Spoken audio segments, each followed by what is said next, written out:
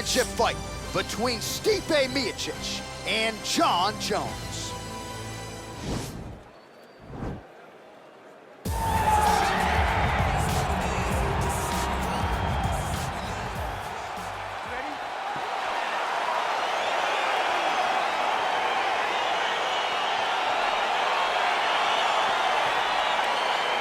All right, so the fight is now underway. On one side, we have a fighter who does everything well, taking on a true grappler on the other side. Going to be interesting to see how long he can keep it up.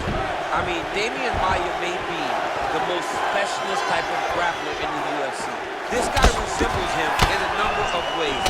Let's see how he manages this fight against a guy that can do just about everything inside the octagon. There is the kick, that one checked by Miocic. All right, here we go, early round one. We talk about wrestling being a great equalizer in MMA, but length and reach is another one. He's got a great jab. We'll see if he can employ it too. You have got to be born with it, right? You don't get taller.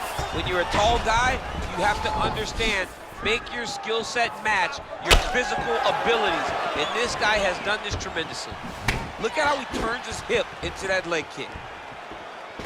All right, he closes the distance, gets the single collar tie. And now he engages in a Muay Thai clinch, and I think a lot of people watching wonder how you can control an opponent like that. Hard to get out of. It's very difficult to get out of. Look and notice how tight his elbows are as he's maneuvering and moving his opponent into positions where he can get off his strikes. Miocic gets caught with that punch. Muay Thai plump. Oh, big left hand there. Stuffs the takedown there. How good is his takedown defense? I mean, he's cutting down the size with these beautiful leg kicks. Overhand right, swing and a miss. Effective punch there by Jones. Just missed with the left there.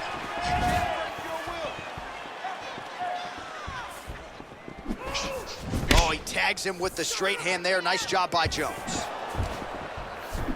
Beautiful hook. Can't take many of those, you better check. Oh, nice connection there by Jon Jones, and he is fighting with a definite killer instinct here tonight, DC. And you have to have it, because the target's always on your back when you're the UFC champion. Jones seems destined to keep that title wrapped around his waist. So just over 20. That strike over the top, and now his opponent in a world of trouble. Beautiful lever change, make them think you're going low and then come right over the top with that beautiful overhand. Great punch. Now he's chasing the triangle. And this could be trouble here. Looks like it's pretty tight. He's trying to work his head out of harm's way. It might be over. Oh, wow. Oh, and there's the horn at the end of the round. So the fighter was really caught in a submission there just as the horn sounded. Safe to say he was saved by the bell there. So back to the stools they go. 60 seconds to recover here. We're going to fight on, ladies and gentlemen. Another round coming up. All right, so there's the horn signifying the end of the round. A stunner there with the head strike midway through. Nearly got him out of there for good. Almost got him out of there. He hurt him badly. He had his opponent hurt real bad. Now his opponent's walking back to his corner. Everybody looks confused. They don't know what they're supposed to do to try to change the way that this fight is going. All right, round two now. Stipe Miocic and Jon Jones. Really using his reach advantage there as he lands the punch, DC. That's a good right hand there by Stipe. Maybe he'll attack the body here. You can certainly speak to that. He's a guy who mixes it up well on the feet. He's a guy that can do everything. And not only can he land punches up high and punches up low, but he's a master of adjusting on the fly whenever he's inside the octagon.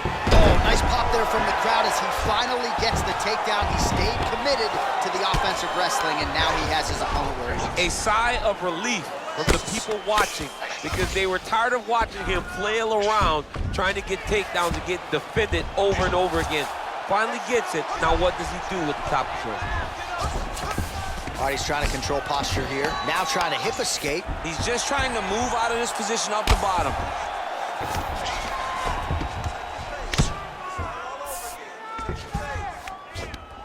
trying to isolate an arm, DC. He needs to move his hips back to cover. He cannot allow him on that angle. Attacking arm bar.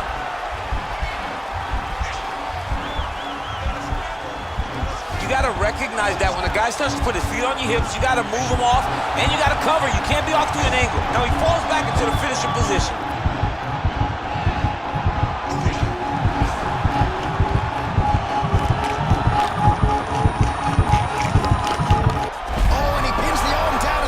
So the tap comes shortly thereafter. He got the arm straight, right? The moment he was able to break the lock, John, his opponent was in trouble. Hip pressure up, opponent had to tap. And he tapped and he lives to fight another day, but a huge win for his opponent by submission tonight. All right, let's take a look back at the replay as he gets it done by submission tonight, champ. He does a great job of staying patient. He doesn't rush or panic. You are never safe when you're fighting this guy. You're in a lot of trouble. You're in a lot of trouble the entire time when you're this good in the submissions.